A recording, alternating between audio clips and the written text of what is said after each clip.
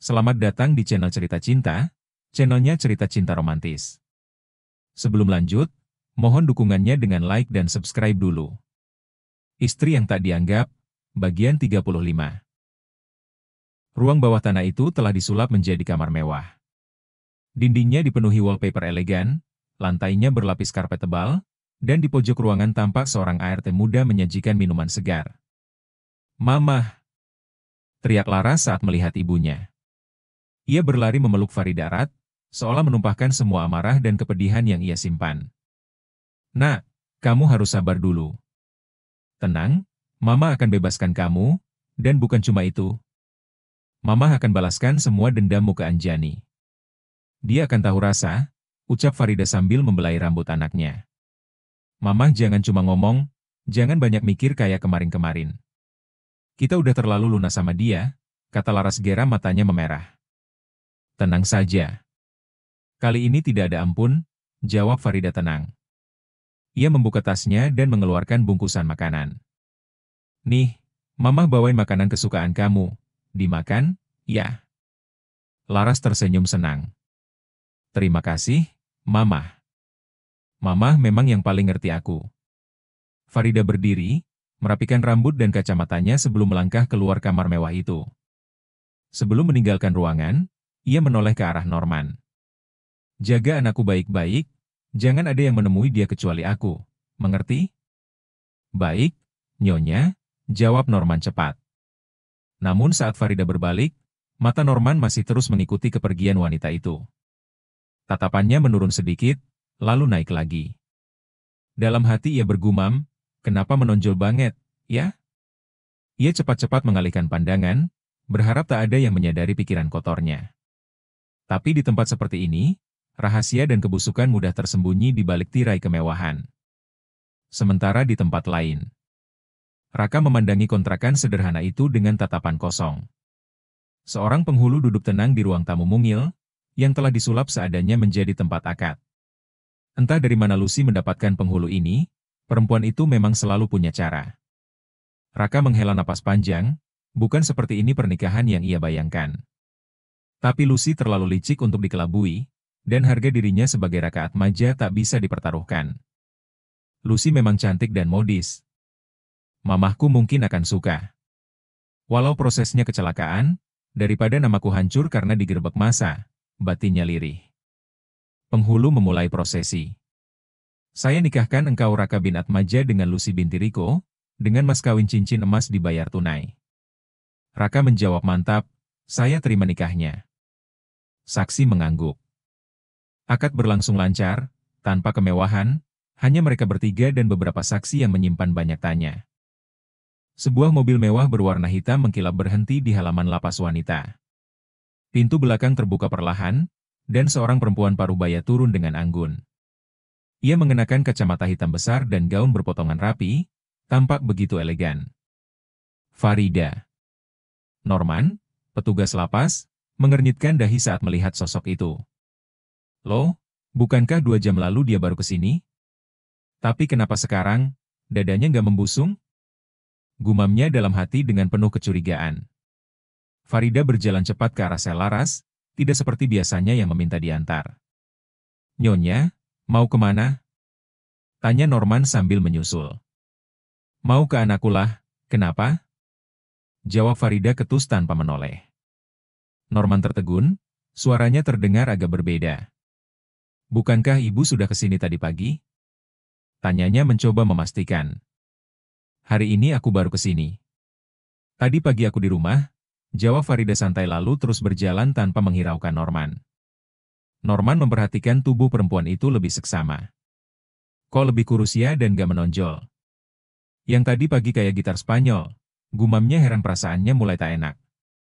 Farida yang satu ini tampaknya sangat hafal seluk-beluk lapas, termasuk jalan rahasia menuju sel bawah tanah tempat Laras ditempatkan.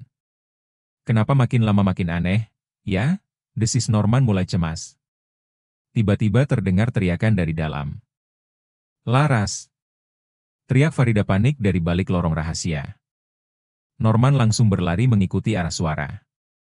Begitu ia tiba, tubuhnya langsung membeku. Di lantai, Laras tergeletak tak sadarkan diri. mulutnya berbusa, tubuhnya kejang-kejang. "Laras!"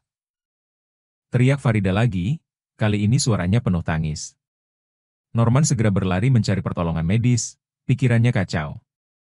Siapa sebenarnya perempuan ini? Kalau yang tadi pagi juga Farida, lalu siapa yang sekarang? Sementara itu, Farida yang berdiri di sisi tubuh Laras terlihat gemetar. Air matanya jatuh menetes ke pipi Laras yang pucat pasi. "Aku terlambat," bisiknya lirih. Sementara itu, seorang perempuan montok membuka topeng silikon dari wajahnya, mengungkapkan raut asli yang berbeda. Senyuman mengerikan mengembang di bibirnya penuh kepuasan. Ia melirik ke cermin, lalu mengambil ponsel dari tas hitam kecilnya. Dengan suara pelan tapi tajam, ia berkata, "Bos, misi selesai." Suara di ujung telepon menjawab dingin, "Bagus. Pastikan semuanya clear, tak boleh ada jejak." Perempuan itu, Veronica, tersenyum sinis, lalu mematikan panggilan. Ia berjalan tenang keluar lorong, meninggalkan kekacauan yang tak seorang pun tahu berasal darinya. Laras dilarikan ke rumah sakit dalam kondisi kritis. Sirena ambulans meraung-raung, memecah kesunyian malam. Farida terus menggenggam tangan putrinya yang berlumur darah, wajahnya pucat, matanya berkaca-kaca.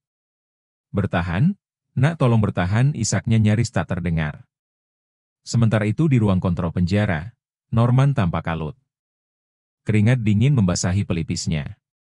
Ia mondar-mandir, tak percaya bahwa ada penyusup yang bisa begitu mudah masuk ke penjara seketat itu. "Apa-apaan ini?" desisnya sambil membuka rekaman CCTV. Ia menekan beberapa tombol, mencari petunjuk. Sialnya, hanya CCTV di dalam sel yang aktif. Kamera-kamera di luar penjara mati total sejak pukul 7 hingga 9 malam. Norman mengepalkan tangan, menahan amarah. Ini bukan kebetulan, ini sudah direncanakan dengan sangat matang. Ia kembali menelusuri rekaman saat seorang wanita berpakaian seperti Farida masuk. Norman memperbesar gambar, matanya meneliti setiap detail. "Bodohnya aku, kenapa aku tak memperhatikan bentuk tubuhnya? Jelas sekali berbeda," gumamnya menyesali kelengahannya. Di rumah sakit, Farida duduk gelisah di depan ruang operasi. Waktu terasa begitu lambat, setiap detik bagai jarum yang menusuk jantungnya. Tangannya gemetar, bibirnya terus komat-kamit berdoa. Akhirnya, lampu di atas pintu operasi berubah hijau. Seorang dokter keluar dengan wajah serius. Farida segera bangkit. "Dok, bagaimana anak saya? Apa dia selamat?" tanyanya dengan suara parau. "Anak ibu selamat, tapi kondisinya cukup parah. Ada cairan yang masuk ke otaknya dan merusak jaringan," jelas dokter. Farida mengerutkan kening. "Maksudnya bagaimana, dok?" "Anak ibu kemungkinan besar akan mengalami gangguan otak, ia mungkin tidak bisa hidup normal seperti sebelumnya." "Maksud dokter, anak saya jadi gila?" seru Farida dengan mata membelalak, tubuhnya gemetar menahan emosi yang meledak di dada, seakan dunia runtuh seketika. "Kurang lebih begitu, Bu," ujar dokter sambil mengangguk pelan. Farida terpaku, jantungnya seolah berhenti berdetak, tubuhnya limbung menelan kenyataan pahit yang tak pernah ia bayangkan. "Dokter, tidak. Saya tidak terima. Anak saya harus sembuh. Harus normal kembali," jerit Farida histeris. Tubuhnya gemetar, air mata membanjiri wajahnya, menolak kenyataan pahit yang menusuk hati seorang ibu. "Jika ibu ingin mencoba pengobatan lanjut, saya sarankan membawanya ke Jerman. Di sana alatnya lebih canggih.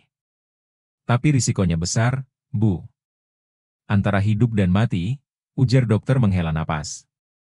Farida membisu, dunia terasa membekukan, hatinya dilanda badai ketakutan dan harapan. Tubuh Farida lunglai, ia menjatuhkan diri ke kursi terdekat. Tangannya meraih ponsel dan menelpon Raka berulang kali, tapi tak satu pun panggilan dijawab.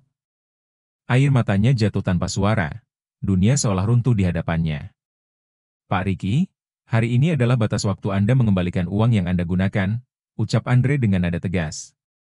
Saya tidak punya uang, Pak. Tapi ini..." Riki meletakkan sebuah map di meja. "Ada sertifikat rumah saya, perhiasan ibu, dan BPKB motor. Saya harap cukup, Pak. Wajahnya muram, napasnya berat, hatinya nyaris hancur. Baik, Pak Ricky. Kami beri waktu 1 bulan untuk melunasi pengembalian uang perusahaan. Dan kabar baiknya, Anda hanya perlu mengganti 150 juta. Sisanya akan kami potong dari pesangon Anda, sebagai penghargaan atas dedikasi selama ini, dan tentu saja, karena kakak ipar Anda adalah pemilik saham di perusahaan ini, ujar Andre sambil menerima map itu dan menatap Ricky dalam-dalam. Ricky menunduk, jemarinya mengepal di atas lutut.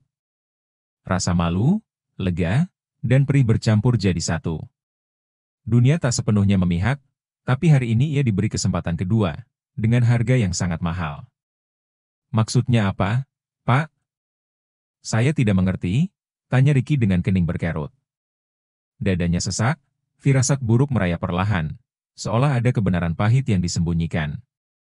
Nico berdiri dari kursinya menatap Ricky dengan serius.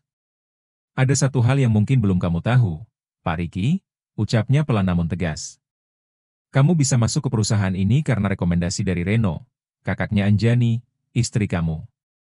Kamu sebenarnya belum layak menjadi manajer, apalagi kepala cabang. Masih banyak orang lain yang lebih lama bekerja dan lebih berpengalaman darimu.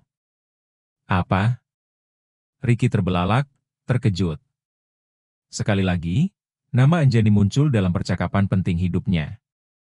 Dan bodohnya, ia dulu malah meremehkan perempuan itu, bahkan membiarkannya pergi begitu saja. Iya, lanjut Nico, itu semua atas permintaan Anjani. Dia yang pertama kali memintaku mempertimbangkan kamu untuk bergabung di perusahaan ini. Tapi perlu kamu tahu, Anjani tidak pernah ikut campur soal kariermu setelah itu.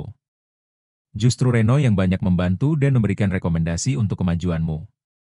Kalau begitu, kenapa saya tidak dipertahankan, Pak? Saya masih sah sebagai suami Anjani, ucap Ricky menggigit bibir, suaranya bergetar. Rasa bersalah menyesakkan dadanya, matanya basah menahan gejolak. Kata-kata itu terlontar sebagai jeritan batin yang tak lagi mampu ia simpan. Itulah yang tidak aku mengerti. Nico menghela napas berat. 1 bulan lalu, Reno datang padaku dan berkata, bahwa dia tidak akan bertanggung jawab lagi atas kariermu. Aku sempat bingung, tapi tak lama kemudian aku mendengar kabar, bahwa kamu berniat menikah lagi dengan Lucy. Diam-diam, Ricky merasakan seluruh dunianya runtuh. Kata-kata Nico menusuk jauh ke relung hati, mengoyak harapan dan kepercayaannya. Kebingungan dan kepedihan bercampur menjadi satu, dan meremehkan Anjani adalah hal yang paling bodoh yang dia lakukan selama hidupnya. Ricky tertunduk, ia tahu tak bisa membantah. Mungkin itu alasan Reno menarik diri, lanjut Nico. Dia kecewa. Dan secara pribadi, kalau hanya melihat kinerjamu, aku mungkin masih bisa mempertahankan kamu. Tapi sayangnya, kamu membuat kesalahan besar. Nico menatap tajam ke arah Ricky. Korupsi di perusahaan ini adalah pelanggaran berat, tidak ada toleransi. Apapun latar belakangmu, siapapun koneksimu, saat kamu menyalahgunakan kepercayaan, kamu harus bertanggung jawab. Suasana hening sesaat, Ricky menatap lantai penuh penyesalan. Hancur sudah semua pijakan yang pernah ia anggap aman. Dan kini, ia benar-benar harus berdiri sendiri, tanpa perlindungan siapapun. Ricky keluar dari kantor dengan langkah berat, hatinya penuh kegelisahan. Ia segera memesan taksi online lewat ponselnya, sambil menatap gedung tempatnya bekerja. 2 tahun penuh ia mengabdikan diri dengan kerja keras, reputasinya dikenal jujur dan rajin. Namun semua itu seakan hancur, ketika Lucy datang dan membujuknya menggunakan uang perusahaan. Anjani, tega sekali kamu membohongiku. Harusnya kamu jujur kalau kamu orang yang berpengaruh. Kalau ibu tahu kamu kaya dan punya pengaruh, aku tidak akan diremehkan seperti ini. Lihatlah sekarang, aku jadi lelaki yang tak berguna, gumam Ricky dengan suara parau, menyesali semua yang terjadi. Taksi yang dipesan pun tiba, Ricky masuk dan duduk sambil menyalakan ponselnya. Ia mencoba mencari lowongan pekerjaan, berharap ada kesempatan baru yang bisa menyelamatkannya. Namun tanpa sadar, ia malah mengetikkan kata Anjani di kolom pencarian. Sejenak kemudian, muncul sebuah berita yang membuat dadanya semakin sesak. Formula AJ25 digugat Forum Peneliti Tani Indonesia. Anjani peneliti muda terancam pidana dan ganti rugi sebesar 10 miliar, Begitu judul yang terpampang di layar ponselnya. Bersambung.